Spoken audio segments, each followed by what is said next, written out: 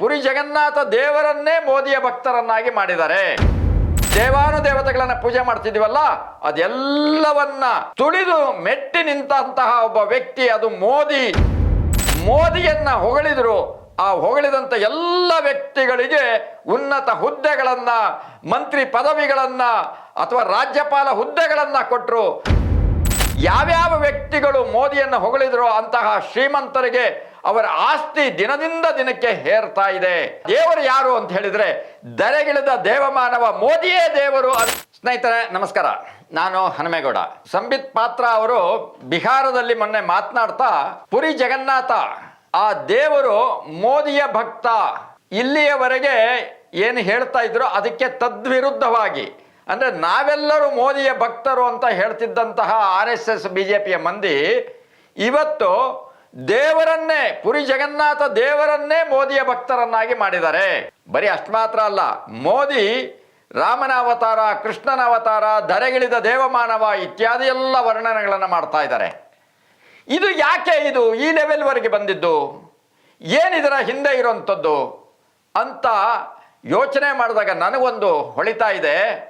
ಅದು ಏನಪ್ಪ ಅಂತ ಹೇಳಿದರೆ, ಈ ಹಿಂದೆ ಅಂದರೆ ಪೌರಾಣಿಕ ಕಥೆಯಲ್ಲಿ ಬರುವಂತಹ ರಾವಣೇಶ್ವರ ದೇವಾನುದೇವತೆಗಳನ್ನೆಲ್ಲ ತನ್ನ ಹಿಡಿತದಲ್ಲಿಟ್ಕೊತಾನೆ. ಅವನೇ ಸರ್ವೇಶ್ವರ. ಅಕಸ್ಮಾತ್ ಅವರನ್ನು ಯಾರಾದರೂ ಬೇರೆ ರೀತಿಯಲ್ಲಿ ದೇವರು ಅಂತ ವರ್ಣನೆ ಮಾಡಿದರೆ ಅವರನ್ನೆಲ್ಲರೂ ಕೂಡ ಅಲ್ಲೇ ಕತ್ತರಿಸಿ ಹಾಕ್ಬಿಡ್ತೀನಿ, ಸುಟ್ಟು ಹಾಕ್ಬಿಡ್ತೀನಿ ಅಂತ ಹೋಗ್ತಾ ಇರ್ತಾನೆ. ಇಂದ್ರ, ಅಗ್ನಿ, ವರುಣ, ವಾಯು ಹೀಗೆ ಎಲ್ಲರನ್ನು ತನ್ನ ಹಿಡಿತದಲ್ಲಿ ಇಟ್ಕೊಂಡಿರ್ತಾನೆ.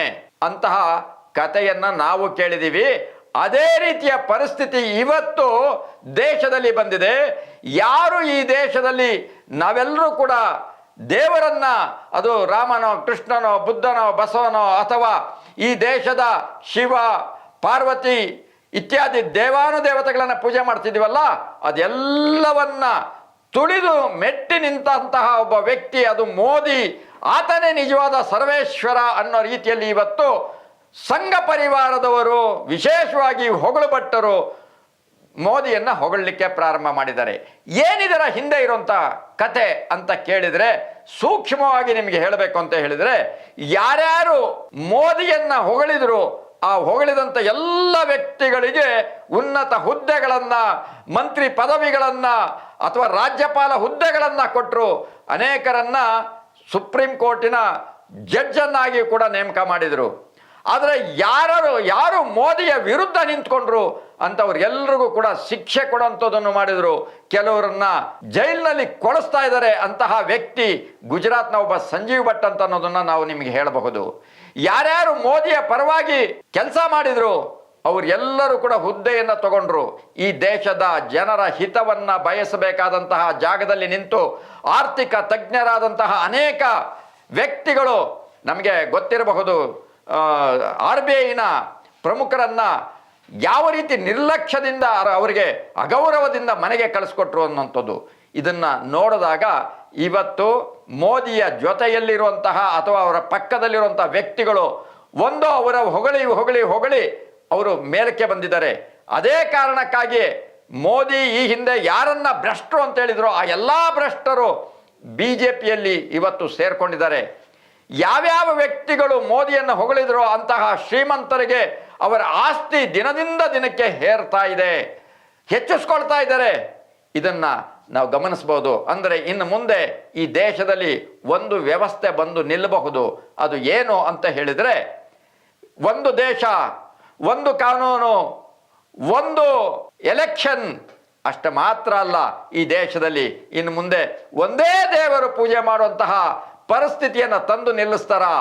ಆ ದೇವರು ಯಾರು ಅಂತ ಹೇಳಿದ್ರೆ ನೀವೆಲ್ಲ ಅನ್ಕೊಂಡಿರ್ಬೋದು ಜೈ ಶ್ರೀರಾಮ್, ಶ್ರೀರಾಮ ಅಂತ ಹೇಳಿ. ಖಂಡಿತ ನನಗೆ ಅನ್ನಿಸ್ತಾ ಇಲ್ಲ. ಮುಂದೆ ಆ ದೇವರು ಯಾರು ಅಂತ ಹೇಳಿದ್ರೆ ಧರೆಗಿಳಿದ ದೇವಮಾನವ ಮೋದಿಯೇ ದೇವರು ಅನ್ನುವಂತಹ ಹಂತಕ್ಕೆ ತಂದು ನೀಡುವಂತಹ ಕೆಲಸ ಆಗ್ತಾ ಇದೆ. ದುರ್ದೈವ ಇವತ್ತು ಅಂಧಭಕ್ತಿಯ ಅವಿವೇಕಿಗಳಂತೆ BJPಯ ಗುಲಾಮರಾಗಿರುವಂತಹ ಸಂಘದ ಸ್ವಯಂ ಸೇವಕರು ಇದನ್ನು ನೋಡ್ತಾ ಅಸಹಾಯಕತೆಯಿಂದ ಕೂತ್ಕೊಂಡಿದ್ದಾರೆ. ಒಂದು ಕಡೆ ಹೊಗಳುತ್ತಾರೆ, ಮತ್ತೊಂದು ಕಡೆ ತಪ್ಪಾಗಿದೆ, ಬಾಯಿ ತಪ್ಪಿನಿಂದ ಆಗಿದೆ ಅಂತ ಕ್ಷಮೆಯನ್ನು ಕೇಳ್ತಾರೆ. ಅಂತಹ ಸಂಬಿತ್ ಪಾತ್ರ ಅವರ ನಾಟಕ ಇವತ್ತು ನಾವು ನೋಡಿದ್ದೀವಿ. ಇದು ಎಲ್ಲೋ ಒಂದು ಕಡೆ ಇದೊಂದು ಟೀಸರ್, ಅಂದರೆ ಒಂದು ಸಣ್ಣ ದೃಶ್ಯ. ಇದು ಮುಂದಿನ ದಿನಗಳಲ್ಲಿ ಇದು ಸರ್ವಾಧಿಕಾರದ ಒಂದು ದೊಡ್ಡ ನಾಟಕ ಅಥವಾ ಧರೆಗಿಳಿದ ದೇವಮಾನವ ಮೋದಿ ಆಗೋಗ್ಬಿಡ್ತಾರೇನೋ. ಅದು ಆಗಬಾರದು ಅಂದರೆ ಈ ದೇಶದ ಜನ ಯಾರ್ಯಾರು ನಾವೆಲ್ಲ ಇದ್ದೀವಿ ಜಾಗೃತರಾಗಬೇಕಾಗಿದೆ ಅನ್ನೋಂಥ ವಿಚಾರವನ್ನು ತಮ್ಮ ಹತ್ರ ಹಂಚ್ಕೊಳ್ತಾ ನನ್ನ ಮಾತನ್ನು ಮುಗಿಸ್ತೀನಿ. ನಮಸ್ಕಾರ.